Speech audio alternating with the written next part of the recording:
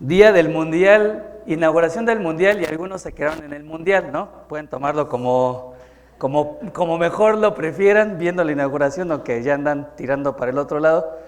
Y bueno, más el frío, más el retiro de las mujeres ayer, que algunas quedaron medio cansadas y enfriadas, pero bueno, estamos los que tenemos que estar.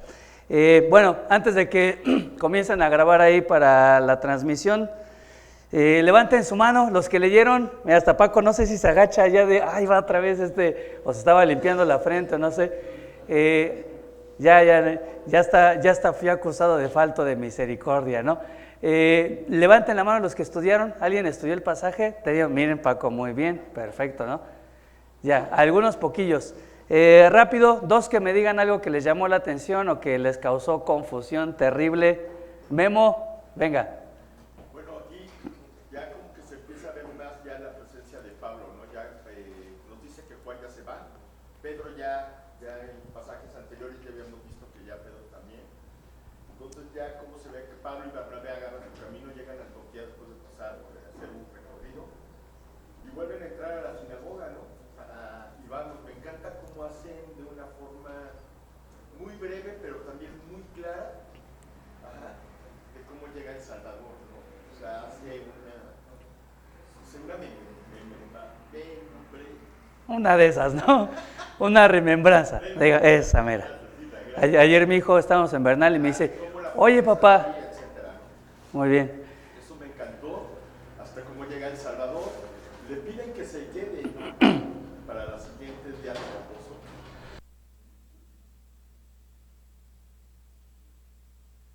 Y vuelvo, retoma las palabras de lo que el Señor Jesucristo dijo alguna vez, ¿no? Usted va a predicar y el que les escuche tocar la puerta y si no sacudirse. ¿Cómo recuerdan todas esas palabras? Muy bien. Remembranza. Ayer mi hijo les decía, estamos en Bernal y llega bien feliz y me dice, papá, acabo de ver una moraleja. Y dije, ¿cómo que vi una moraleja? ¿No? Y ya, una comadreja dirás, ¿no? Ah, sí, una comadreja, ¿no? Así que bueno. Muy bien, ¿alguien más? ¿Duda? A ver, mi Martincito. Me llamó la atención el verso 47, donde vemos la confirmación del Evangelio a los gentiles. Sí. Debemos recordar que si el judaísmo no tiene el más mínimo interés de proclamar el nombre de Dios al mundo, es un Dios únicamente para ellos y de ellos. Y ahí vemos cómo Dios empieza a trabajar para que su redención, su mensaje de salvación, sea extendido hasta lo último de la tierra. Muy bien, perfecto. Me lo estudiaron ahí más o menos, ¿eh? Hay un versículo acá en específico que da para una controversia, para aventarse un estudio. No, uno más todavía que el 17. 40 y 48. ¿Me lo estudiaste, Jaro? ¿O solo lo leíste y te voló la cabeza y dijiste, no, mejor se lo dejo al pastor y que nos explique? Lo estoy bien, perfecto. Ese versículo está bueno, ¿no? A ver, un último, porque tenía ya una mano que se levantó impetuosamente, rapidito. Esto no me lo cuenten en mi tiempo, por favor. A mí me gustó mucho cuando, por ejemplo, los gentiles, no eran estaban ahí con hambre de escuchar, yo imagino por fuera oyendo todo lo que los judíos, las ceremonias que hacían, y cuando ellos se enteraron de que les dijo, cuando Pablo les dijo, ¿sabes qué? Pues yo estoy enviando a los gentiles, pues se regocijaron, y todavía eso, antes de escuchar eso, pues no sabían ellos que para ellos también iba a ser la bendición. Ajá. Y también lo de Juan, de comparé la situación de la envidia que les dio a los fariseos el ver que a unos gentiles que estaban dentro, con lo de Juan el Bautista, cuando decía que le dijeron, oye Juan, tus discípulos están yendo por Jesús, y como él, en vez de envidia, dijo, pues es necesario que esto pase, que yo me Claro. y él crezca, y los fariseos era lo contrario. Querían crecer ellos. Muy bien, perfecto, ¿eh? Es un pasaje, tenemos muchísima tela de dónde sacar. Así que bueno, permítanme orar y vamos a tratar de ir lo más rápido posible. Son muchos versículos, pero vamos a tratar de ir rescatando algunas cositas, ¿no? Querido Padre, te damos tantas gracias por este pasaje. Yo te ruego que más allá de descubrir los tesoros de tu palabra, que sí, que ese sea nuestro deseo en esta mañana, pero sobre todo que nuestro deseo sea que nuestra voluntad esté dirigida por ti. Tantas veces en estos pasajes hemos leído acerca de la llenura del Espíritu Santo, que no es otra cosa que el control que tú deseas tener de nuestra vida. Y por eso Dios te ruego para que, como siempre le decimos, mientras expone tu palabra, tú vayas revelando aquellas cosas en las que quieres tomar control de nosotros y que salgamos de este lugar este día sabiendo exactamente qué es lo que quieres que nosotros obedezcamos. Dejamos este tiempo en tus manos, en nombre de Jesús. Amén. Me gustaría, bueno, yo sé que lo voy a tratar de hacer lo más rápido posible. Este pasaje es te diría yo, es uno de los pasajes más importantes y más significativos del libro de Hechos para nosotros. Todo se había situado en la iglesia en Jerusalén, que por muchos es conocido como la iglesia madre, pero esta iglesia, la iglesia de Antioquía, va a ser conocida o va a pasar a la historia como la iglesia misionera. Y bueno, justo coincide en nosotros, IBM Querétaro, que somos la iglesia madre, fue la primera que se comenzó aquí en Querétaro, pero también coincide que nuestro deseo es que cada vez más seamos también una iglesia misionera. Creo que lo mencionó, no recuerdo si Paco o Ricardo, pero la realidad es que la iglesia de Jerusalén fue el foco en los primeros capítulos de Hechos, pero la realidad es que la iglesia que tuvo mayor trascendencia no fue la iglesia madre, sino la iglesia misionera, porque a partir de ahí la expansión del evangelio explotó. Y bueno, ya estudiamos los primeros versículos. No es mi intención volverlos a estudiar, pero sí me gustaría, y mi deseo es que veas la riqueza y que veas por qué muchas de las cosas que hacemos en la iglesia se hacen de esta forma y de dónde sale, porque yo saqué por lo menos acá, no los vamos a estudiar ni mucho menos, pero me gustaría que quede ahí en la grabación por lo menos 15 principios de eclesiología que nosotros vemos en los versículos que expuso Paco hace 15 días, ¿no? Solamente van a quedar ahí, me gustaría que queden en la grabación, que después tú los puedas estudiar, o si tienes alguna pregunta, me la haces, pero para que veas la riqueza de cuánto podemos entender de cómo funciona la iglesia, sobre todo en la parte de las misiones, ¿no? Ahí en Hechos capítulo 13, los primeros versículos, dice: había entonces en la iglesia que estaba en Antioquía profetas y maestros, Bernabé, Simón el que se llamaba Níger, Lucio de Cirene, Manasés el que se había criado junto con Herodes el tetrarca, y Saulo, ministrando estos al Señor y ayunando, dijo el Espíritu Santo: apartadme a Bernabé y a Saulo para la obra a la que los he llamado. Entonces, habiendo ayunado y orado, les impusieron las manos y los despidieron. Y acá te van estos, por lo menos yo encontré, puede haber más, 15 principios de estructura y funcionamiento de la iglesia, y muy en específico con relación a las misiones. 1, la iglesia no es solo un cuerpo de creyentes con buenas intenciones. O sea, nos juntamos 5, ya en mi casa ya vienen 7, ya crecimos a 8, esto ya es una iglesia. No, de acuerdo a este pasaje, un grupo de creyentes que se reúnen no es o no se le puede llamar iglesia. ¿Por qué? Segundo principio, la iglesia tiene una estructura de liderazgo y funciones claras. Entonces tú lo ves acá, sí había un grupo de creyentes con buenas intenciones, pero había una estructura de liderazgo bien definida y se mencionan los nombres y se mencionan las funciones que cada uno de ellos tenía, ¿no? En específico se van a exaltar 2, la de profecía y la de enseñanza, pero lo menciono porque actualmente hay muchas iglesias que funcionan así. Oye, ¿cómo funciona tu iglesia? No tenemos líder, no tenemos estructura, nos reunimos los domingos y lo que Dios pone en el corazón del hermano, eso es lo que se comparte. Hermano, de acuerdo a este pasaje, eso no se podría llamar o no se podría considerar iglesia. Tercer principio, el liderazgo ha de ser un liderazgo plural. Ya lo hablamos, está sumamente claro ahí, estaba conformado por varias personas con diferentes contextos, circunstancias, trasfondos, etcétera, pero está muy claro ahí el fundamento de un liderazgo plural en la iglesia, no de un cacique que dirige todo. Cuarto principio, esta estructura de liderazgo es reconocida y se somete a otros líderes. Es reconocida porque en Antioquía la misma iglesia reconocía a Simón, a Bernabé, a Saulo, bla, bla, bla, pero también esta estructura de liderazgo era reconocida por un liderazgo superior. ¿Quién supervisaba la iglesia de Antioquía? Les pregunto. Bernabé. ¿Y quién supervisaba a Bernabé?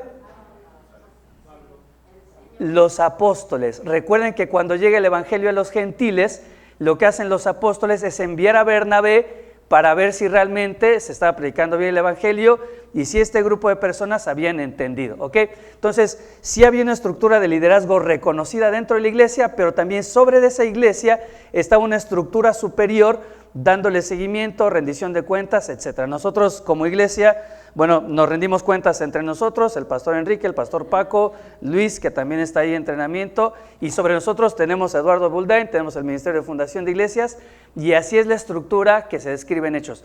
Un pastor que no tiene por encima otro pastor, que no le rinde cuentas a nadie, no es el principio, ni es la estructura, ni es lo ideal bíblicamente. Quinto, se exalta la enseñanza bíblica como fundamento de la iglesia local. Sí había muchos dones, sí había muchos ministerios, sí había muchas funciones, pero ves que claramente se mencionan dos, la enseñanza bíblica y la profecía. La profecía ya se explicó, no estaba completo el canon, pero la columna vertebral de la iglesia para su funcionamiento es siempre la enseñanza bíblica y la predicación correcta de la palabra de Dios, ¿no? 6, el liderazgo dirige con autoridad, pero también sirve y ministra. Los líderes no solamente están para dar órdenes, acá lo vemos claramente, todo este grupo de profetas y maestros que podrían ser profetas, dicen que ministraban al Señor, es decir, su función no solo era dirigir, era también servir y ministrar al cuerpo de la iglesia. Número 7, Dios llama a personas y confirma este llamado a través de la iglesia. Dios en algún momento quizá te puede llamar a algo,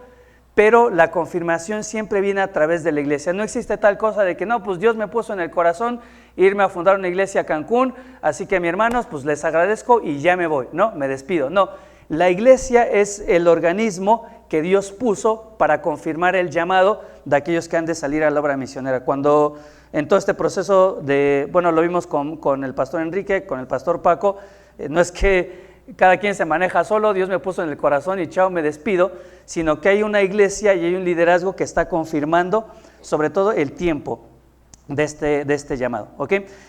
Número 8, la iglesia local es la base y la plataforma de todo servicio, es decir, si Dios te llamó a algo, va a ser algo que Dios te permitió formar y desarrollar en este lugar. Si nunca has servido acá, si nunca has predicado acá, si nunca has compartido el evangelio, muy difícilmente yo creería que Dios te está llamando a otro lugar a servir, a predicar y enseñar el evangelio, porque la iglesia local es la base y la plataforma de todo ministerio. No, pues que Dios me llamó a hacer ministerio con los jóvenes. ¿Y cuándo en la vida hiciste ministerio con los jóvenes en tu iglesia local? ¿No? Jamás. Dios me llamó a hacer ministerio con los drogadictos. ¿Y cuándo te vi yo haciendo un ministerio con drogadictos dentro de tu iglesia local? Número 9, la iglesia local provee el entrenamiento necesario para todo servicio. Es aquí donde uno se va formando antes de salir a otro lugar. Este es el lugar donde nosotros nos entrenamos. Número 10, Dios no llama a ociosos a su obra, ni lo hace de manera espontánea. Ya lo vimos acá, que ministrando ellos al Señor, ahí fue cuando viene el llamamiento, ¿no? No hay tampoco un llamamiento espontáneo que de repente venga alguien y me diga, no, ¿sabes qué? Que estaba yo leyendo la Biblia y Dios me llamó a las playas de Cancún para fundar una iglesia, ¿no? Todo esto es un proceso. Número 11, no deberían existir misioneros que no han sido enviados por una iglesia local. Grábatelo. No deberían existir misioneros que no son enviados por una iglesia local. Y yo sé que esto va a generar controversia, no es el tema de ahorita, pero no es lo ideal, que de repente venga un misionero y diga, bueno, pues Dios me llamó a tal lado y vengo buscando el apoyo de esta iglesia. Bueno, pero ¿qué iglesia fue la que te encomendó a eso, no? ¿Qué iglesia es la que te está sustentando? ¿Con qué iglesia hiciste un proyecto para esto, no? Entonces, no deberían existir misioneros que no han sido enviados por una iglesia local. Checa esta, no deberían existir iglesias locales que nunca han enviado un misionero.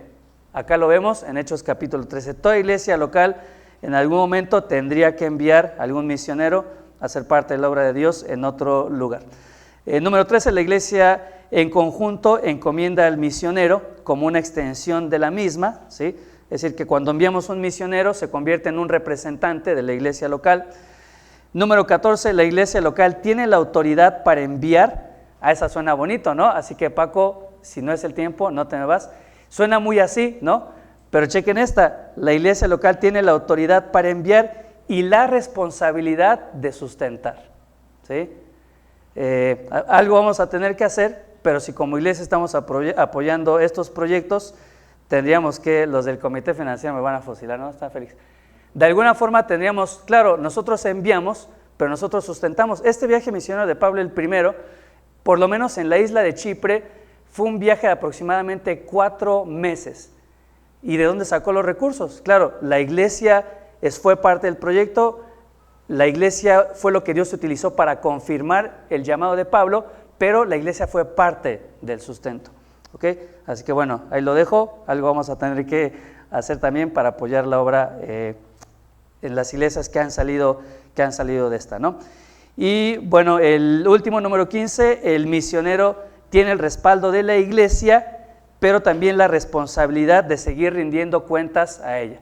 Aquí no lo vamos a ver muy claro todavía, pero tú te vas a dar cuenta en los versículos subsiguientes que Pablo hacía un viaje misionero, regresaba siempre a Antioquía y rendía cuentas. Se volvía a ir, regresaba a la iglesia de Antioquía y rendía cuentas, ¿no? Así que bueno, si tú ves misioneros por ahí que no pertenecen a ninguna iglesia local y andan buscando sustento, te animo a que no seamos prejuiciosos ni juzguemos. No necesariamente es culpa del que está saliendo a la obra. Quizás Dios puso un deseo en su corazón genuino y lo que sucede es que a lo mejor hay falta de conocimiento o no hay una iglesia que haya entendido esto, que tiene que responsabilizarse por sus misioneros. Entonces puede ser una suma de varios factores, y se los comento para que me digan, es que yo conozco un misionero que vino acá y andaba buscando sustento, pero pues ni siquiera viene a la iglesia. Bueno, más bien hay que orar por ellos y decir, bueno, ¿cómo podemos llegar al proceso que nos enseña acá Hechos capítulo 13, ¿no? Y bueno, después los siguientes versículos, ya lo vimos ahí con Rich, acerca de este hombre, el procónsul, y este personaje que ni sabemos qué era, ¿no? Era judío, pero al mismo tiempo era mago, pero al mismo tiempo era falso profeta, es decir, era una mezcla como era una joyita, ¿no? Digamos, en pocas palabras. Y bueno, cómo el evangelio llega a esta persona, a este judío. Miren, para todos mis detractores, levanten la mano los que dicen que son muy regañón. Les da miedo, ¿no? Rich fue el único valiente que dijo, sí, eres muy regañón. Me encanta este versículo, ¿no? Como lo dice acá en el versículo, déjenlo encuentro, versículo 10, cuando Pablo se encuentra con este hombre. Bueno, versículo 9, entonces Saulo, que también es Pablo, ¿y qué dice? Lleno del Espíritu Santo. Y a continuación, por causa de la llenura del Espíritu Santo, ¿qué hace? Le dice este hombre, lleno de todo engaño y de toda maldad, hijo del diablo, enemigo de toda justicia, ¿no cesarás de trastornar los caminos rectos del Señor? Así que, mis queridos, a favor mío lo digo, a veces los regaños son guiados por la llenura del Espíritu Santo. Yo tengo que cuidarme de que mis regaños no sean carnales, pero en ocasiones Dios, a través del Espíritu Santo, utiliza a sus siervos para llamar la atención de algunos de nosotros, ¿no? Y les va bien, la verdad, porque a ninguno de ustedes les he llamado hijo del diablo, todavía. Vamos bien, ¿no? Vamos bien. Soy amoroso. Pero si es necesario en algún momento, no, espero que no. Y bueno, ya después a partir de ahí vienen estos versículos que vamos a estar estudiando el día de hoy, desde el versículo 13 hasta el 52. Son un montón, así que vamos a ir bien rapidito. Y mira, generalmente yo leo todo el pasaje, pero como es muy extenso, me gustaría ir leyéndolo por secciones y ir estudiando estas secciones, ¿no? Para propósitos a lo mejor de estructura del bosquejo, yo dividí estos versículos del 13 al 52 en 5 puntos, que ahorita los vamos a ir analizando. El primer punto es el versículo 13 al 16, que sería la introducción. Si estudiaste el pasaje o lo leíste, te darás cuenta que es el primer sermón público registrado en el Nuevo Testamento del apóstol Pablo. Entonces la primera parte, versículos 13 al 16, es la introducción. A partir del versículo 17 ya comienza como tal el sermón del apóstol Pablo, y el primer punto sería la promesa. El segundo punto de este sermón del apóstol Pablo, versículos 26 al 37, sería el cumplimiento de esta promesa. Versículos 38 al 41 sería la aplicación de todo esto que venía enseñando Pablo, y versículos 42 al 52 sería el resultado o lo que produjo este primer sermón del apóstol Pablo. Pero si te das cuenta, tenemos un bosquejo que claramente lo podríamos dividir, un sermón, que claramente lo podríamos dividir en estos 3 puntos: la promesa, el cumplimiento de la promesa y la aplicación de la promesa. Y después, bueno, es hermoso porque Dios nos deja ver cuál fue el resultado de este primer sermón del apóstol Pablo. Así que vamos a leer los primeros versículos del 13 al 16 y recuerda, esto es la introducción. Dice: habiendo zarpado de Pafos, Pablo y sus compañeros arribaron a Perge de Panfilia, pero Juan, apartándose de ellos, volvió a Jerusalén. Ellos, pasando de Perge, llegaron a Antioquía de Pisidia y entraron en la sinagoga un día de reposo y se sentaron.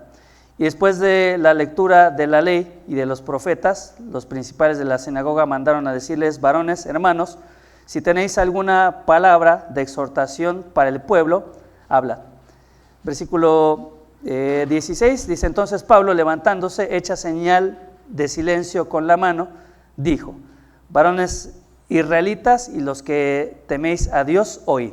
Entonces, esta sería la parte de la introducción, ¿no? Porque después de ese oíd, sí ya entraría en forma como tal lo que sería este primer sermón registrado del apóstol Pablo.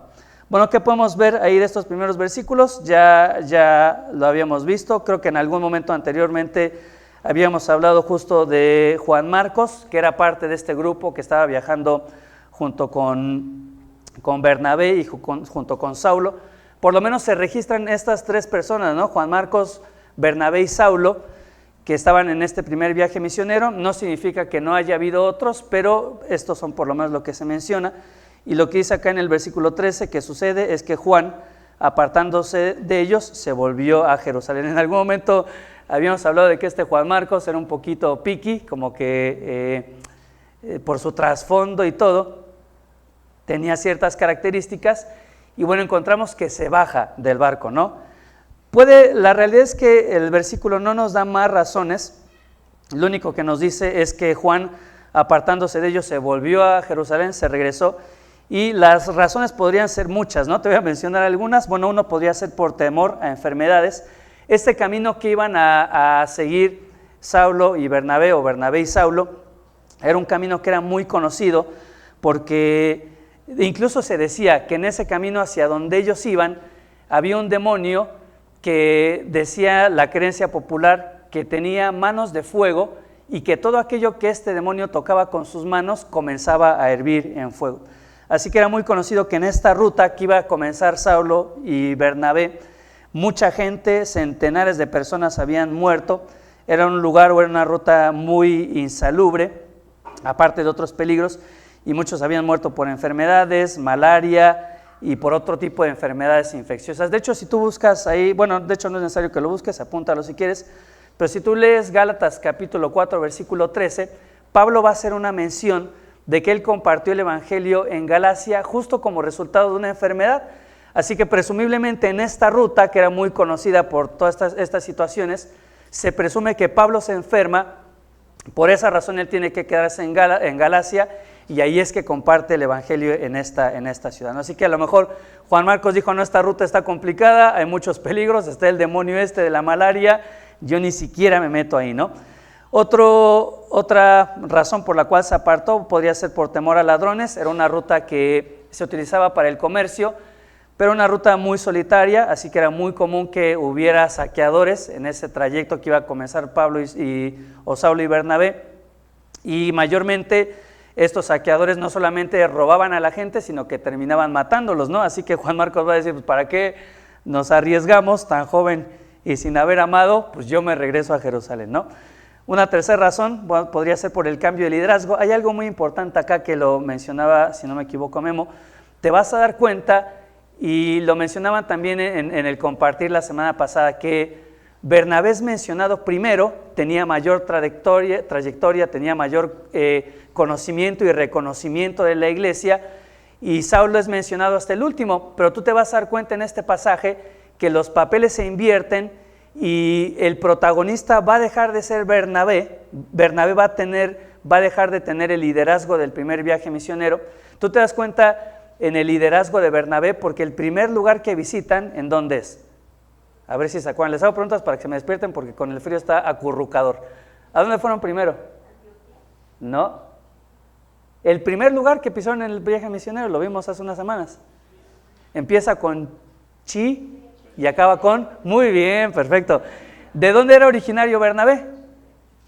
De Chipre. Entonces, probablemente como él lideraba, dice, bueno, yo soy el que mando en este viaje, ¿a dónde vamos primero? A un lugar donde yo conozco y donde no vamos a arriesgar tanto, ¿no? Pero después, en estos versículos, tú te vas a dar cuenta de la transición, y después de Chipre, Saulo es el que va a comenzar a tomar las decisiones, y él es el que decide ir a Antioquía, ¿sí? Entonces, ¿qué pasó? Probablemente Juan Marcos se sentía cómodo cuando algunos dicen que era su tío, otros dicen que era su primo, el punto es que era un pariente de él. Quizá Juan Marcos se sentía cómodo con el liderazgo de Bernabé, pero cuando cambia el liderazgo a Saulo, Juan Marcos dice, no, pues yo creo que no es lo mío, me regreso, ¿no? Otra posible razón podría ser por religiosidad. Vimos la conversión de este procónsul Sergio Paulo, y bueno, Juan Marcos era de origen judío. Haber presenciado la conversión de Juan Marcos ya de por sí era para él algo que demeritaba a su costumbre y a su religiosidad como judío. Ver la salvación de un gentil era algo que no estaba acostumbrado y que no lo veía bien. Ahora puede ser que Juan Marcos haya dicho, bueno, está bien, yo acepto que este procónsul Sergio Paulo se haya convertido, pero cuando comienza a escuchar la idea de que los viajes misioneros tenían por objetivo alcanzar a qué tipo de gente, a los gentiles, él dice, uno, te lo acepto, pero participar de una campaña de alcance a los gentiles, yo siendo judío, me bajo del barco, me regreso a Jerusalén. ¿Qué otra causa? Desánimo, yo lo tengo acá. Mira, te traje todas las causas posibles en mi investigación por desánimo. Ya habían pasado algunos meses en Pafos, por lo menos, te digo, hasta ahí llevan aproximadamente 4 meses de viaje misionero, y en estos 4 meses, por lo menos, en Chipre, ¿cuántas conversiones hubo? Registradas. Tenemos que seguirle macheteando al estudio. Una, la del procónsul. Entonces probablemente Juan Marcos dijo, llevo 4 meses acá, para una salvación, pues no es lo mío, me regreso, ¿no? A lo mejor la agarró el sentimentalismo, recordemos que su madre era viuda, que la iglesia se congregaba en su casa, y a lo mejor ya extrañaba, y sería justificable, ¿no? Entonces, bueno, son muchas razones. La que yo creo que para mí suena como la razón más pertinente es una muy sencilla. ¿Recuerdas acá en Hechos capítulo 13, cuando Dios llama para la labor que el Espíritu había encomendado? ¿A quién llamó? A Bernabé, y a Saulo. Te pregunto, ¿llamó a Juan Marcos el Espíritu Santo? No. Entonces, si me preguntas, creo que a lo mejor es un conjunto de todo, pero la razón principal para mí sería esto. Dios no había llamado a Juan Marcos a ese viaje misionero. Sí había llamado a Saulo, sí había llamado a Bernabé, pero lo que habían hecho, y lo dice ahí el versículo, que Bernabé y Saulo llevaron consigo a Juan Marcos. Es decir, no había un llamamiento de parte de Dios, sino que fue más bien Bernabé por su relación y quizás Saulo que dijeron, vente. No está mal, la realidad es que muchas veces nosotros salimos a algún lugar, hacemos algún viaje e invitamos siempre a alguien, y eso justamente te ayuda a identificar si es su llamado o si Dios le está llamando a otra cosa, ¿no? Así que para mí esta sería la mayor razón de peso por la cual Marcos se regresó, porque el llamado no era para él simplemente iba como acompañando. En algún momento él habrá entendido, bueno, Dios no me está llamando a esto por ahora, y me regresó. El caso es que, bueno, no lo vamos a ver ahorita, lo vamos a ver más adelante, pero si tú ves ahí en Hechos 15:38, aunque acá no hay nada realmente, la palabra que utiliza acá cuando dice que se apartó de ellos, es una palabra que significa solamente eso, se separó o zarpó, tomó un barco y se fue a otro lado. No nos deja ver este pasaje inicialmente que haya habido una mala intención o que haya habido una mala situación, pero después vamos a llegar a Hechos capítulo 15, versículo 38, y cuando Pablo dice que Juan Marcos los dejó, va a utilizar una palabra diferente a la que utiliza acá en el capítulo 13, y sí, en Hechos capítulo 15, 38, cuando dice que Juan Marcos los dejó, la palabra en griego no va a ser solamente que se subió en un barco y se fue, sino se va a traducir como desertar o apostatar. O sea que desde la perspectiva de Pablo, sí fue algo malo, no una razón justificable para que él se fuera, ¿no? Bueno, el versículo 14 dice que ellos pasando de Perge llegaron a Antioquía de Pisidia. Recuerden, porque este es el tipo de cosas que a mí me resultaban muy confusas, ¿no? Salieron de Antioquía, los enviaron desde Antioquía y ahora están en Antioquía otra vez, ¿no? Y yo decía, pero pues ¿en dónde me perdí? Que no estoy entendiendo nada. Recuerda que hay por lo menos conocimiento de 2 Antioquías. Una Antioquía que es en los primeros versículos de Hechos, que se conoce como Antioquía de Siria, o que también se conocía como Antioquía Marítima, porque era un lugar donde se hacía mucho comercio y había toda esta actividad marítima, que era, digamos, si tú ves el mapa y ubicas el mar de Galilea, el río Jordán y el mar Muerto, sería hacia el norte, pero acá se menciona un lugar que es Antioquía también, pero se conoce como Antioquía de Pisidia, es otro lugar totalmente diferente, que si tú ubicas el mar Mediterráneo, perdón que no les traje un mapa, pero si tú ubicas el mar Mediterráneo, aquí tendrías, digamos, Jerusalén, la llavecita esta de Jerusalén, acá tendrías el mar Mediterráneo, en medio tendrías la isla de Chipre, que es a donde ellos fueron, y lo que hace Bernabé y Saulo, van a cruzar toda esa isla de Chipre y después van a subir, y arribita de la isla de Chipre vamos a encontrar este lugar que se conocía como Antioquía de Pisidia, pero son 2 lugares diferentes para que no nos confundamos. Dice que entraron en la sinagoga en un día de reposo y se sentaron. Esta te vas a dar cuenta que era la estrategia común de Saulo. Él entraba a las sinagogas porque es donde sabía que había gente interesada en Dios y que tenía cierto conocimiento de Dios, y a partir de ahí hacía el evangelismo. Y después de la lectura de la ley y de los profetas, los principales de la sinagoga mandaron a decirles: varones hermanos, si tenéis alguna palabra de exhortación para el pueblo, habla. La liturgia de la sinagoga, tenían, digamos, su programa, como nosotros tenemos un programa, y este versículo justamente va a dejarnos ver cómo funcionaba una sinagoga o qué es lo que se hacía, ¿no? Lo primeritito que se hacía cuando iniciaba cualquier servicio en una sinagoga era, lo puedes entender como la lectura o la oración de la Shema. La Shema es este versículo de Deuteronomio capítulo 6, versículo 4, entonces ellos leían ese versículo o lo oraban, lo declaraban en forma de oración, y esa era la apertura de su servicio en la sinagoga. Después se leía una porción de la ley, es decir, de la Torá. Después se leía una porción más de la parte de los profetas, que también lo menciona acá en el versículo 15, la ley. Después se leían los profetas, y después se hacía una cuarta lectura de una parte que le llamaban drashá, y este drashá era más bien la participación de algunos de los rabinos que estaban presentes en la sinagoga. Se le daba un tiempo para hacer un comentario, o podríamos decir para dar un sermón de acuerdo a la lectura que se había hecho, ¿no? Entonces llega Saulo, llega Bernabé, se sigue toda esta liturgia, se lee la Shema, se lee la parte de la ley, se lee la parte de los profetas, y aprovechando que Saulo era un rabino reconocido, los que estaban en la sinagoga, el que estaba dirigiendo la reunión, dice: bueno, hermanos, entre alguno de ustedes habrá alguien que tenga alguna palabra para decirnos. Y bueno, resulta ser, no por coincidencia, que justamente el rabino que estaba de visita por esa sinagoga era nada más y nada menos que Saulo de Tarso, o el apóstol Pablo. Y por eso entonces en el versículo 16 el apóstol Pablo dice: levantándose, echa señal de silencio con la mano, y va a decir 2 cosas, ¿no? Varones israelitas, esto se refiere específicamente al grupo de judíos que estaban ahí en la sinagoga, pero a continuación dice: y los que teméis a Dios, oíd. Ahora, esta segunda declaración, los que teméis a Dios, oíd, se refiere a que no solamente en ese momento, en ese lugar, había varones israelitas judíos, sino que también había, ¿qué? Gentiles, ¿no? Que no eran israelitas, pero que también temían a Dios. Y bueno, toda esta es la parte introductoria. Versículo 13 comienza entonces ya el sermón. Y te digo, si alguna vez te preguntaste cómo era un sermón o cómo era una predicación, o quieres saber cómo predicaba el apóstol Pablo, este es el versículo o este es el pasaje que tienes que estudiar.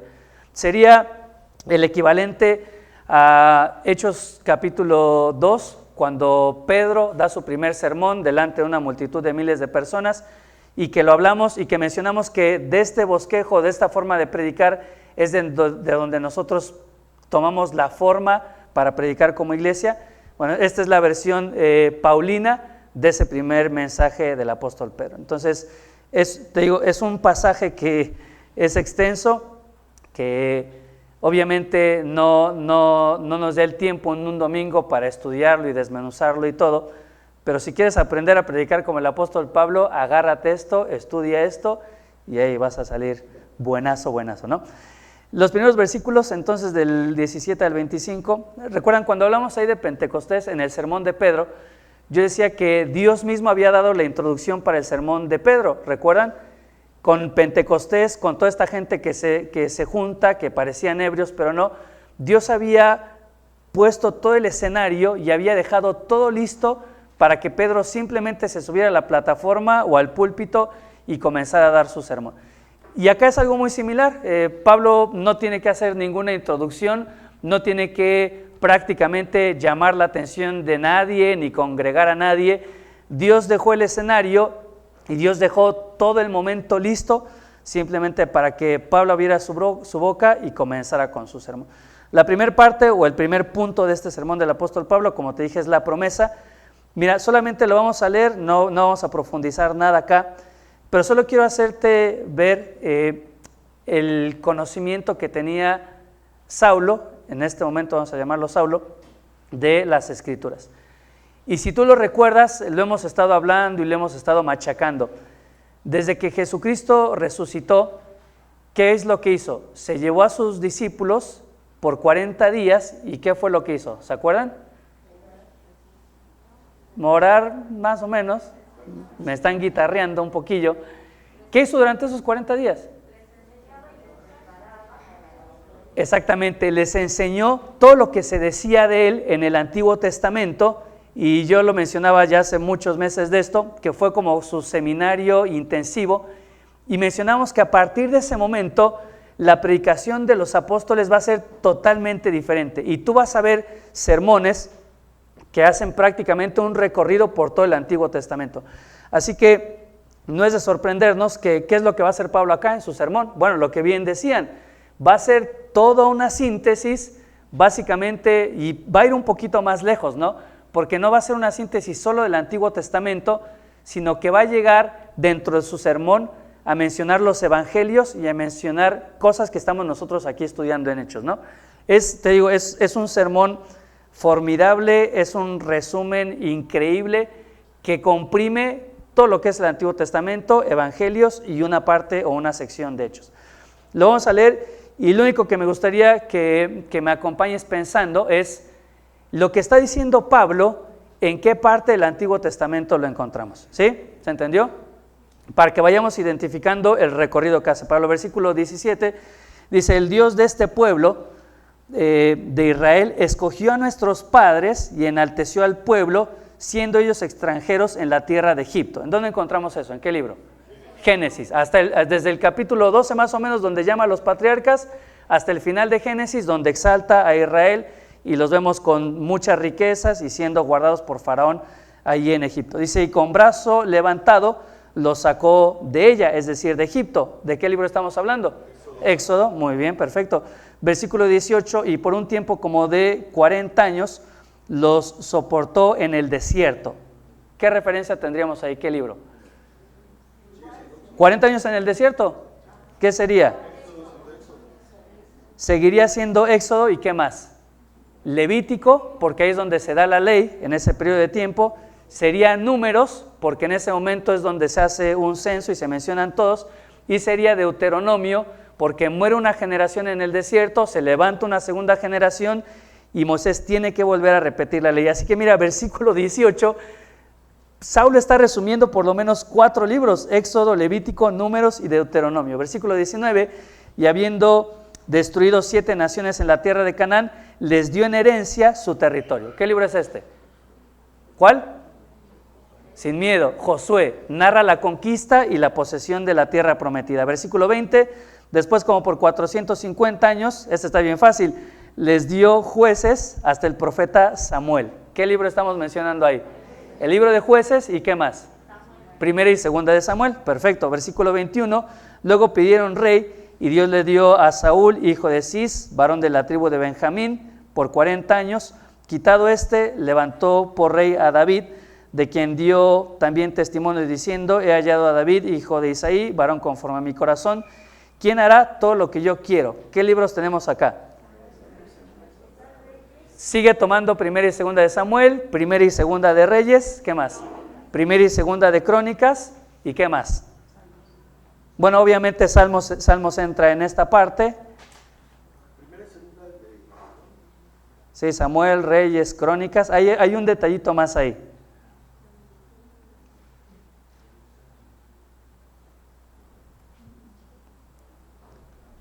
¿No lo encuentran? Bueno, fíjense, hay una referencia ahí: quien hará todo lo que yo quiero. Quizás no es muy clara, pero después el versículo 23 dice: de la descendencia de y conforme a la promesa, Dios levantó a Jesús por Salvador de Israel. Quizás es una mención acá mucho más general, no es una mención específica, pero dice Saulo, Dios ya venía anticipando que este rey vendría de la descendencia de David. ¿En dónde encontramos todo esto? ¿O cómo se le llama a todo esto? Profecías. Así que va a incluir Saulo, en un súper resumen, va a incluir a todos los profetas. Entonces, hasta acá, en estos versículos, hasta el versículo 23 prácticamente, es un resumen de los 39 libros del Antiguo Testamento. El versículo 23 ya lo leímos: de la descendencia de y conforme a la promesa, Dios levantó a Jesús por Salvador de Israel. Antes de su venida predicó, ¿qué dice? Juan el Bautista. Así que Pablo está hablando de qué periodo o de qué libros. De los evangelios, exactamente. Menciona a Juan, pero el nacimiento de Jesús se narra básicamente en los evangelios, ¿no? Predicó el bautismo de arrepentimiento a todo el pueblo de Israel. Dice más: cuando Juan terminaba su carrera, dijo: ¿quién pensáis que soy? No soy Joel, mas aquí viene tras mí uno de quien no soy digno de desatar el calzado de sus pies, ¿no? Bien, o sea, no, obviamente no podemos profundizar, pero claramente nos podemos dar cuenta de el conocimiento que Saulo tenía de las Escrituras. Así era capaz de darte un resumen de toda la historia del plan redentivo de Dios. Ahora, ¿quieres que Dios te utilice? Escucha esto: Dios te va a utilizar en la medida que tú conozcas ¿qué? Las Escrituras. Esto sería el comienzo de una vida súper exitosísima de ministerio del apóstol, de Saulo o Pablo, ¿sí? Pero lo utilizó ¿por qué? Por el conocimiento que él tenía de la palabra de Dios. Si no tenemos conocimiento de la palabra de Dios, va a ser difícil que Dios nos utilice. Y sí, yo sé que caigo pesado con mis preguntas de ¿y si leyeron? ¿Y si estudiaron? Y les pregunto acá, ¿y a qué libro nos referimos? ¿Y qué estoy...? Yo sé que para muchos es muy pesado, pero esa es la única esperanza que tenemos, que Dios nos utilice. Te lo repito, Dios te va a utilizar en la medida y en la proporción que tú conozcas las Escrituras. Si cada ocasión que se pregunta, si leíste o si estudiaste, o que se hace alguna pregunta general de contexto bíblico y tú te quedas como en la nube por ahí, va a ser, hermano o hermana, va a ser sumamente difícil que Dios te utilice y que haga cosas grandes con tu vida. La medida en la que Dios te va a utilizar va a ser la medida en la que conozcas la palabra de Dios. Así que bueno, en esta primera parte, Pablo entonces habla acerca de toda esta promesa que se había hecho en el Antiguo Testamento, y a partir del versículo 26 yo hice una división ahí hablando de lo que sería el segundo punto en el sermón de Saulo, ¿no? De Pablo. Ya habló acerca de la promesa, viene ahora el cumplimiento de la promesa. Si tú te das cuenta, hasta de manera natural, Saulo hace una pausa en lo que venía diciendo con esta expresión, ¿no? Varones hermanos. Es decir, habla una sección, para un poquito, dice: varones hermanos, hijos del linaje de Abraham, y los que entre vosotros teméis a Dios, a vosotros es enviada la palabra de esta salvación, porque los habitantes de Jerusalén y sus gobernantes no conocieron a Jesús ni las palabras de los profetas que se leen todos los días de reposo, y a pesar de que no conocían estas palabras, dice al final del versículo 27, las cumplieron al condenarle. ¿Ves? Los mismos judíos tenían en mente las Escrituras, tenían en mente la ley, tenían en mente los profetas, tenían en mente todas las promesas de Dios, pero aún así no entendían que delante de sus propios ojos, delante de sus propias narices, se estaba cumpliendo justamente la promesa.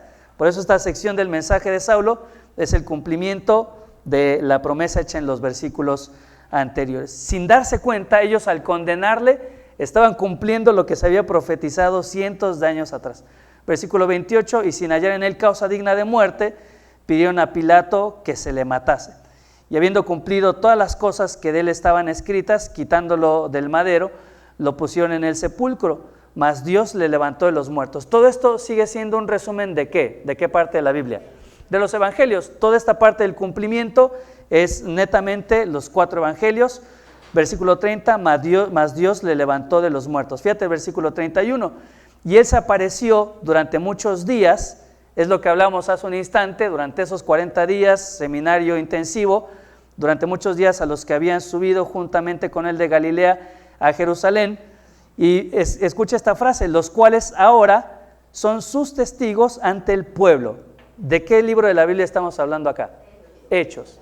Me seréis testigos, todo Jerusalén, Judea, Samaria y hasta el último de la tierra. Entonces ves de una manera formidable, Saulo va a recorrer desde el Génesis hasta este libro de Hechos, resumiendo todo lo que había sucedido desde la promesa y el cumplimiento de esta promesa. Versículo 32, y nosotros también os anunciamos el evangelio de aquella promesa hecha a nuestros padres, la cual Dios ha cumplido a los hijos de ellos, a nosotros, resucitando a Jesús, como está escrito también en el Salmo 2, mi hijo eres tú, yo te he engendrado hoy.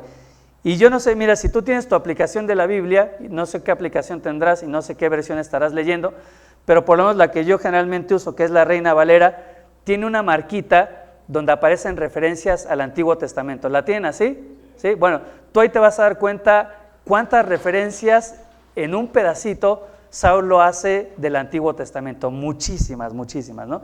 Y hasta acá, versículo 33, sigue mencionando y citando a los Salmos, versículo 34, y en cuanto a que le levantó de los muertos, para nunca más volver a ver corrupción, lo dijo así, os daré las misericordias fieles de David. Por eso dice también en otro salmo, no permitirás que tu santo vea corrupción, porque a la verdad David, habiendo servido a su propia generación según la voluntad de Dios, durmió y fue reunido con sus padres y vio corrupción, mas aquel a quien Dios levantó no vio corrupción. Termina este segundo punto de su sermón Saulo diciendo, bueno, Dios había prometido que vendría un rey de la descendencia de David que sería rey por siempre, y si a lo mejor tenían la expectativa de que David era este rey, no, porque David murió, vio corrupción y ahí se quedó. Pero la promesa se cumple ¿en quién? En Jesucristo, porque murió, Dios le levantó de los muertos y no vio corrupción. ¿Ok? ¿Vamos bien hasta ahí? Dios prepara la introducción, Dios le deja la sinagoga lista de gente, con judíos, con gentiles. Saulo comienza su primer punto de su sermón, versículo 17 al 25, hablando de esta promesa a lo largo de todo el Antiguo Testamento.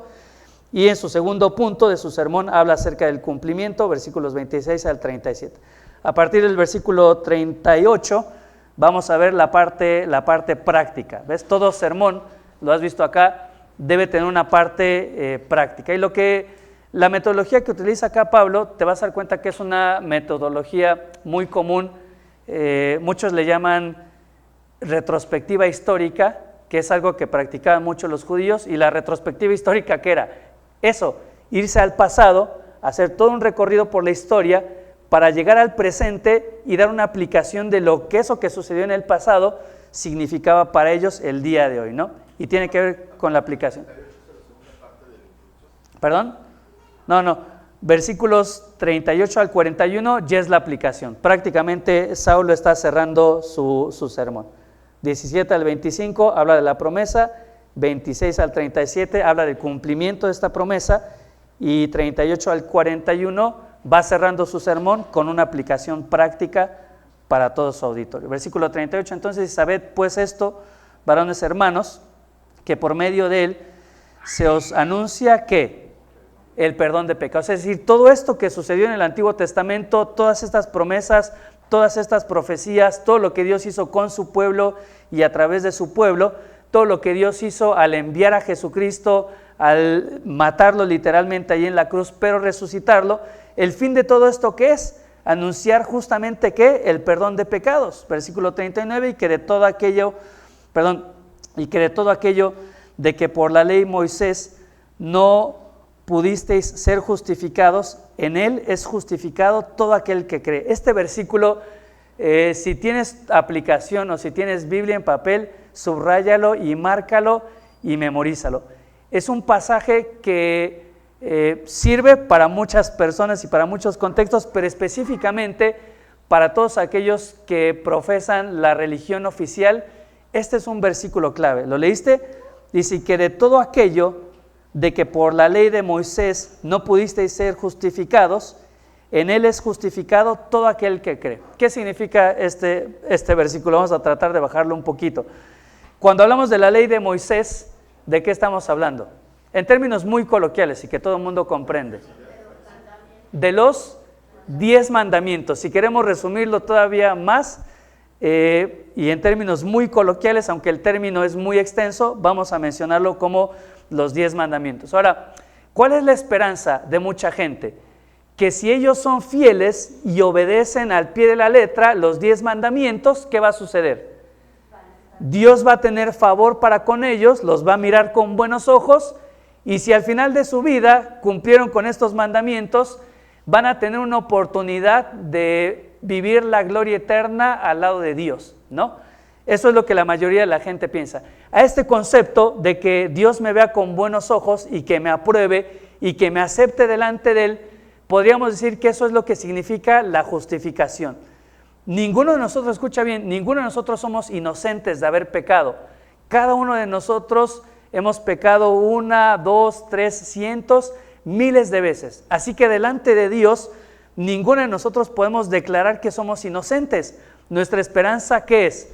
Que de alguna forma Dios nos vea no como inocentes, pero que nos vea como justos. Por ejemplo, una persona que comete un crimen, no sé, que roba en el gobierno, ¿es inocente? No.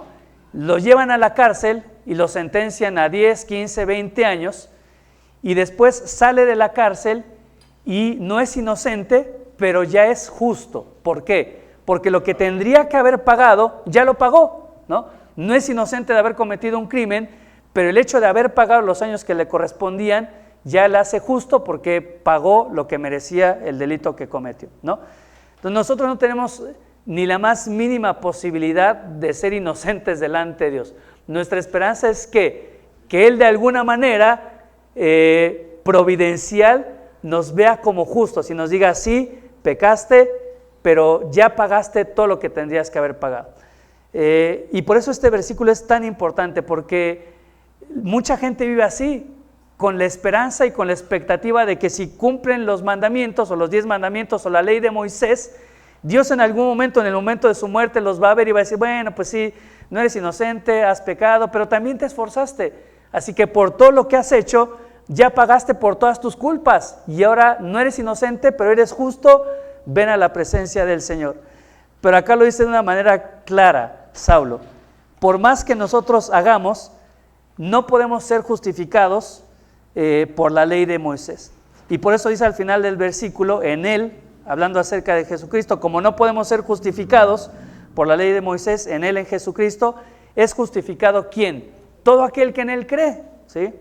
Entonces subraya este versículo cuando te encuentres en algún momento alguien que te diga que cumple los 10 mandamientos y que es fiel a eso y que en eso está su esperanza, muéstrale esto, ¿no?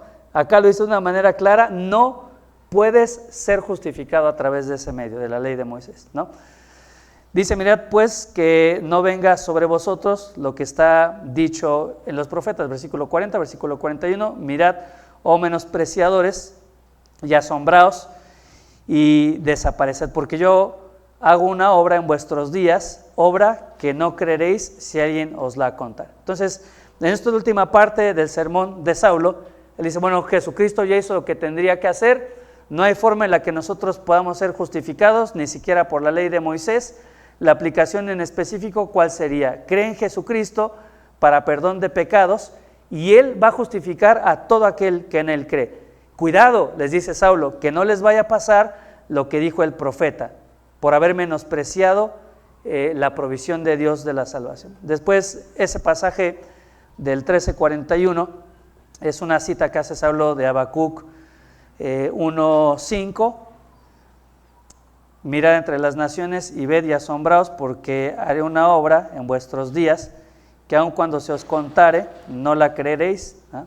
Y hay otro versículo más ahí en Habacuc, lo puedes apuntar, si no solamente escúchalo. Habacuc 2:4 dice: he aquí que aquel cuya alma no es recta se enorgullece, mas el justo vivirá por su fe, o por su fe vivirá. Entonces lo que está haciendo Saulo es nuevamente citando un pasaje del Antiguo Testamento, de los profetas, Habacuc 1:5, y también en el contexto de Habacuc 2:4, cuando Saulo dice esta última frase: porque yo hago una obra en vuestros días, obra que no creeréis si alguien os la contare. ¿A qué obra se está refiriendo? ¿Qué piensan? Exactamente, la obra de Cristo y la maravillosa provisión de la gracia de Dios, de que no es necesario hacer nada, no es necesario vivir como trataban de vivir los judíos, cumplir la ley al pie de la letra, frustrándose siempre por no poder satisfacer la ira de Dios. La grande obra de Dios es esa, que Dios envió a su Hijo Jesucristo y que todo aquel que en Él cree es salvo y es justificado delante de Él, ¿no? Entonces, esta es la gran obra. Y tú dime si no, ¿es una gran obra, cierto o no? Sí, tener la salvación de manera gratuita solamente por poner nuestra fe en Él, así es, para nosotros gratis, pero para Él le costó todo. Y aún así, de que es una gran obra en nuestros días, ¿qué es lo que sucede o cuál es la respuesta de mucha gente? Lo dice ahí el versículo, ¿no? Hago una obra en vuestros días, obra que no creeréis. Está la gran obra que Cristo hizo por nosotros, y aún así muchos son incapaces de creerlo. Tan fácil, pero si yo nomás creo ya con eso, no necesito cambiar, no, solamente por poner tu fe en Jesucristo. Y aún así, bueno, muchos no creen, ¿no? Y vamos ya acercándonos al final. Ya estuvo la introducción, ya habló acerca de la promesa, ya habló acerca del cumplimiento de la promesa, ya hablamos acerca de la aplicación sencilla: cree en Jesús y Él es el único que te puede justificar delante de Dios y darte el perdón de pecados. A partir del versículo 42 vamos a ver cuál fue el resultado de esta predicación, o los resultados, podríamos decir, de este primer sermón de Saulo. Yo pienso que por lo menos vemos acá 3 resultados claves. Como consecuencia de este primer sermón de Saulo, va a haber 3 resultados. Versículo 42 dice: cuando salieron ellos de la sinagoga de los judíos, los gentiles, ¿qué hacían? Le rogaron que al siguiente día de reposo les hablasen de estas cosas. Claro, porque ¿cuál era el mensaje de los judíos? Tienes que circuncidarte, tienes que cumplir con las fiestas, tienes que cumplir con los sacrificios, tienes que cumplir con la ley, y todavía a eso le habían agregado un cúmulo más de leyes que tenían que cumplir. Imagínate la carga que eso significaba para los gentiles, o para los prosélitos, o para todo aquel que se quería acercar a Dios. Era una carga que era imposible de llevar. Entonces, cuando viene Saulo y les dice que si solamente tienen fe, Dios les perdona sus pecados y les justifica, esto habrá sido la noticia más grande y más maravillosa que podría cualquier persona haber escuchado jamás. Claro, como consecuencia, los gentiles, ¿qué hacían? Le rogaran que el siguiente día de reposo vinieran. Ellos querían seguir escuchando. Saulo les había dado en este sermón un mensaje de esperanza que nunca antes habían tenido, porque ellos ni siquiera sentían que tuvieran un Dios en esta tierra, porque no eran parte de los judíos.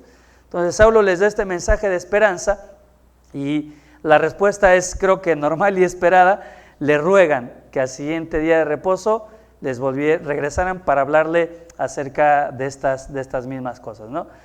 Este sería el sueño de todo predicador, ¿no? Que termine el culto y que viniera la gente rogando: oye, el próximo domingo te avientas otra hora y media, ¿no?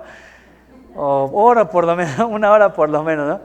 Esto lo voy a subrayar en mi Biblia ahora que lo veo, ¿no? Ojalá un día que Dios me conceda que vengan rogando y diciendo: más. Duran muy poquito tus prédicas, ¿por qué dura tan poquito? Queremos más, ¿no? Ya soñé mucho, pero bueno. Vienen los gentiles rogando que regresaran al siguiente día.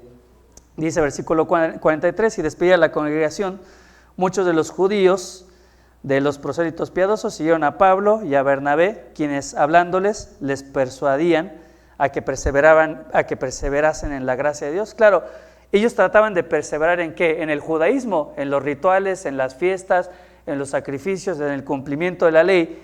¿Y qué hace Pablo y Bernabé? No, o sea, en eso no es lo que tienen que perseverar. Tienen que perseverar en lo que Dios nos ha dado por gracia. Y mira, observa bien, porque acá ya se ve muy clara la transición. Y después, y despedida la congregación, muchos de los judíos y los prosélitos piadosos siguieron ¿a quién? A Pablo. ¿Quién se mencionaba antes primero? Bernabé. Aquí ya cambia. ¿Y qué otro cambio encontramos acá? Que se le deja de llamar Saulo, y a partir de este momento en adelante, aunque quizás hay otras menciones, pero a partir de este momento Pablo va a tomar el papel protagonista en los siguientes capítulos de Hechos hasta el final, y va a dejar de ser llamado Saulo, va a comenzar a utilizarse su nombre Pablo, que es el que nosotros conocemos. ¿Por qué este cambio? Bueno, a lo mejor viene a nuestra mente en el Antiguo Testamento, cuando los nombres tenían un significado y Dios le daba un nuevo propósito a las personas y cambiaba su nombre.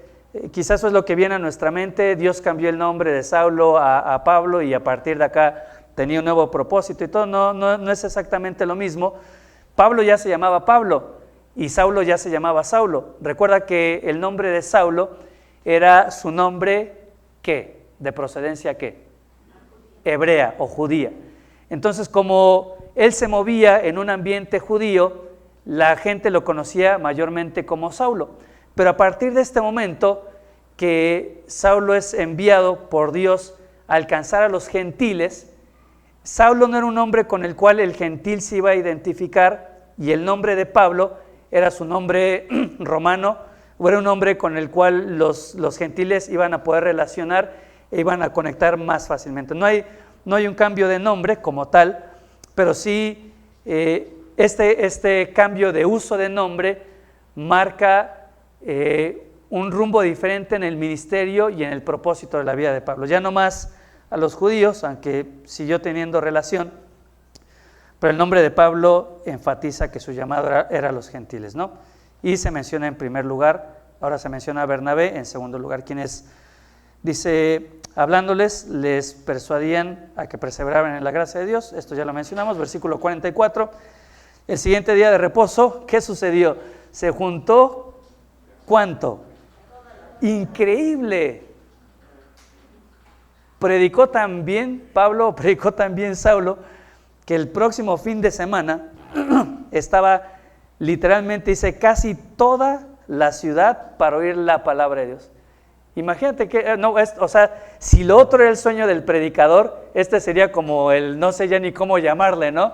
Que vinieran acá los hermanitos de la IBM, hermano, les ruego que no predique tan poquito, el próximo fin de semana nos vemos, y que aparte viniera acá casi toda la ciudad de Querétaro, ¿no? Estaría padre, pero bueno, se reúne casi toda la ciudad para oír la palabra de Dios. Te digo, a lo mejor nosotros no lo leemos y se puede leer muy simple, pero no debemos de perder la perspectiva de lo que esto significa. O sea, juntar a toda una ciudad ansiosos de escuchar la palabra de Dios es un milagro de la obra del Espíritu Santo en la vida de la gente, ¿no? Versículo 45, pero viendo los judíos la muchedumbre, se llenaron de celos y rebatieron lo que Pablo decía, contradiciendo, no solamente contradiciendo, sino blasfemando, ¿sí? Yo te decía, bueno, que como resultado de esta predicación podemos hablar de 3 resultados. El primero sería la respuesta de los gentiles, ¿no? La respuesta de los gentiles fue favorable, creyeron, estaban ansiosos de conocer más.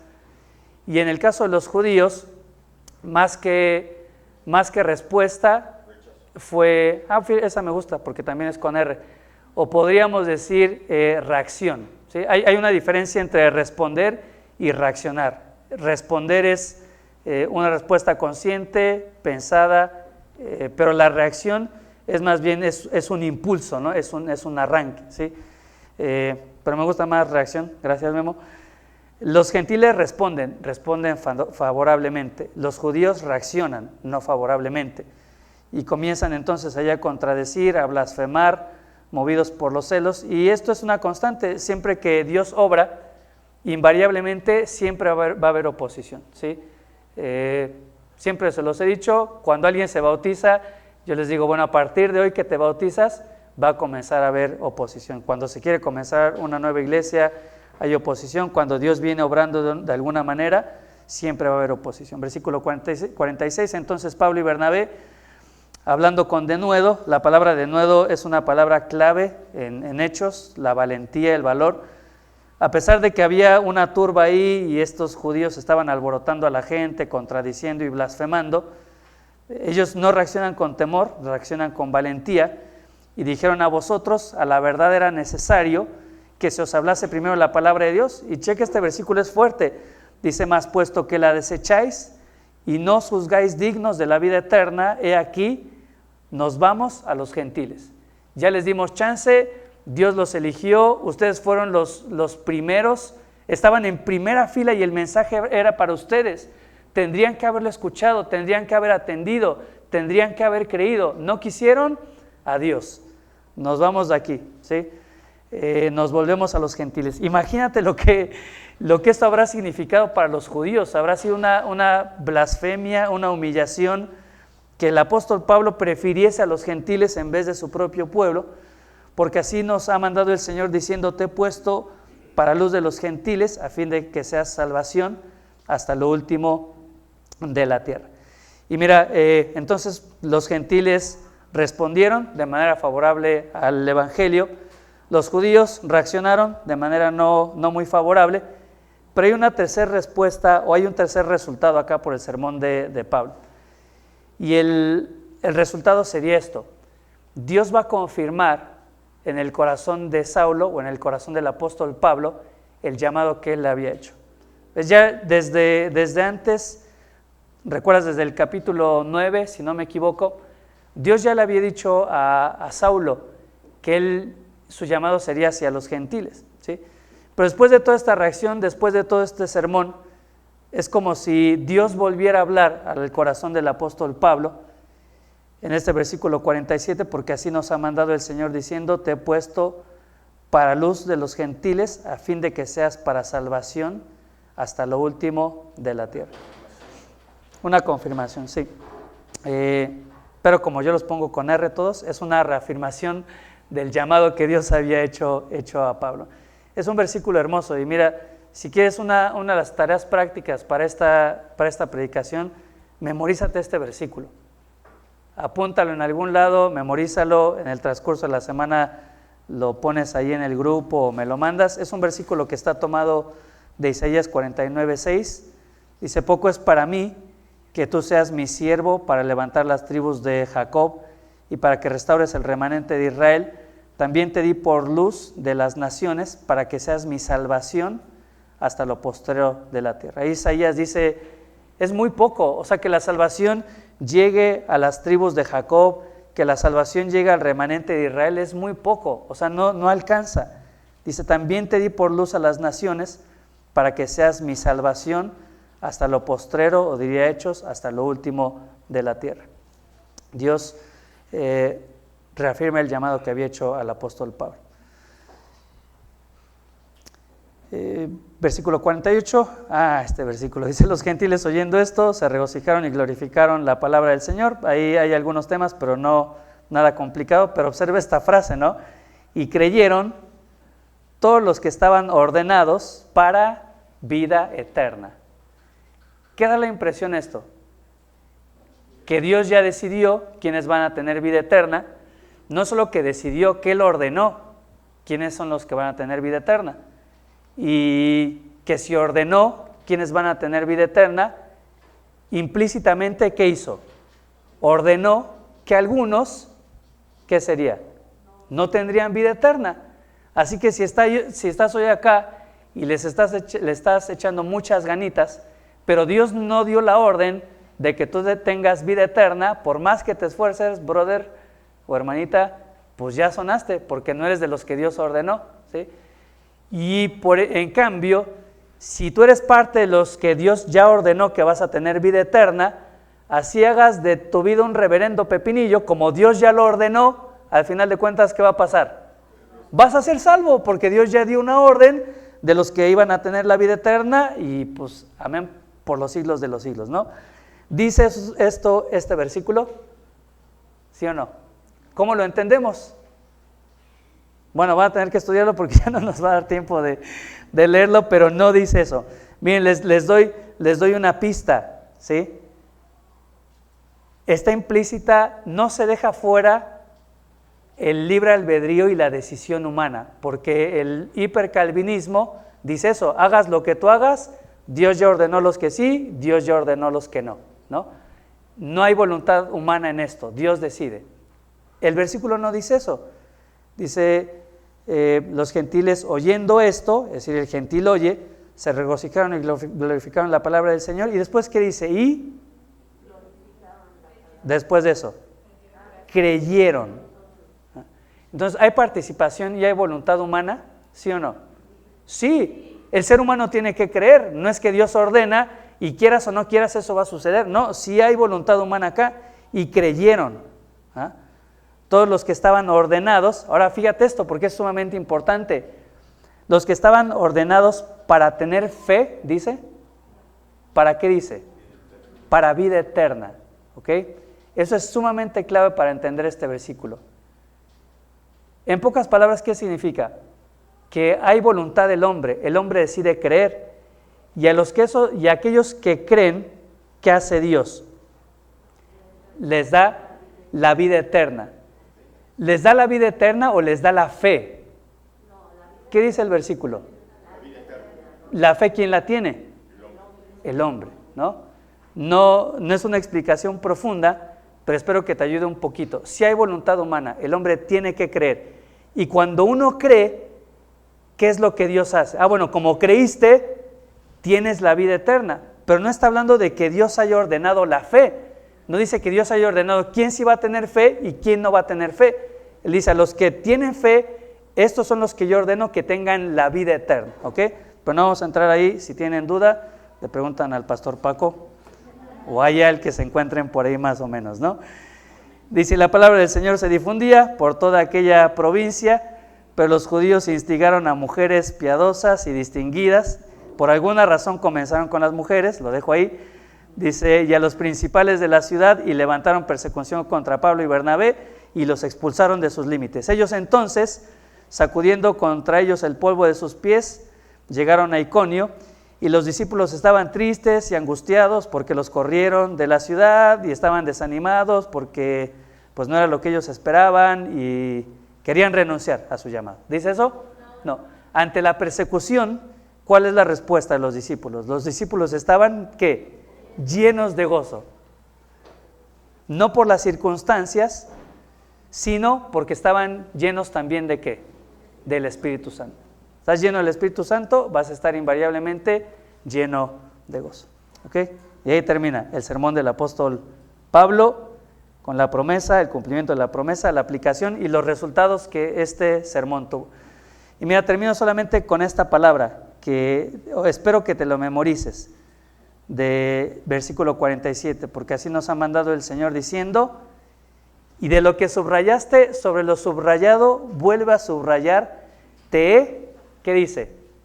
Puesto. Esa palabra es fascinante. Te he puesto para luz de los gentiles, a fin de que seas para salvación hasta lo último de la tierra. Este pasaje, o esta palabra puesto, me recuerda cuando Dios creó al hombre, porque ¿qué hace? Dice que lo puso en el Edén. ¿Para qué? Para que lo labrase y lo cuidase. Entonces, esa palabra, te he puesto, habla de algo sumamente trascendente, habla de propósito en la vida. Si no lo sabes, o si no lo sabías, y realmente eres hijo de Dios, para esto te puso Dios en la tierra, para hacer salvación hasta lo último de la tierra. Y si no tienes una claridad si no sabes para qué has sido puesto en esta tierra, me da mucha tristeza por ti porque estás viviendo la vida alá y se va, sin propósito, ¿sí? Si no has logrado entender el día de hoy para qué Dios te puso en esta tierra, para qué Dios te puso en este país, para qué Dios te puso en este estado, para qué Dios te puso en esta ciudad, para qué Dios te puso en esta iglesia, vas a vivir una vida totalmente frustrada, infeliz, sin saber qué es lo que Dios quiere de ti, sin saber cuál es el propósito, ¿sí? Mi hermano, hermana, Dios te puso en donde estás con una razón y con un propósito.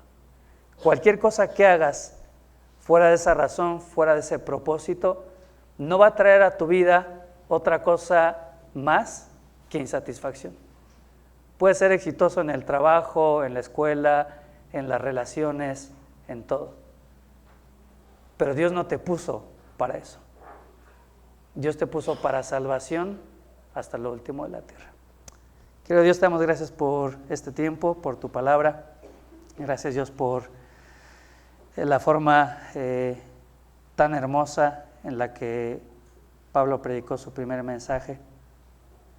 Dios, cuánto contenido y cuánto podemos sacar también para nuestra propia vida. Pero Dios, te pido que si algo se queda en nuestro corazón, es entender, Dios, que tú nos pusiste en el lugar en donde estamos con un propósito específico y definido.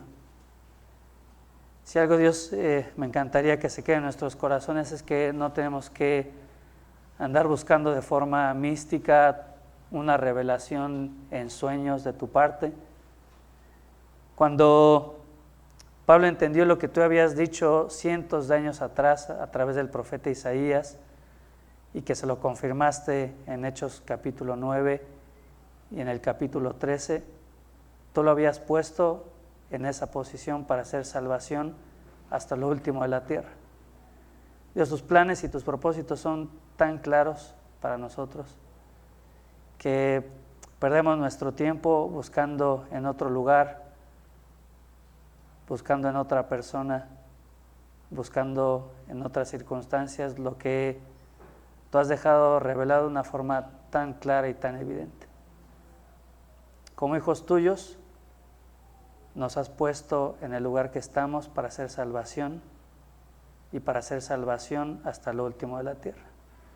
Es que nuestro corazón no descanse ni tenga paz hasta que no estemos cumpliendo el propósito por el cual tú nos creaste y nos diste la salvación. Oramos agradecidos en el nombre de tu Hijo Jesús. Amén. Los espero a la salida para que rueguen más predicación.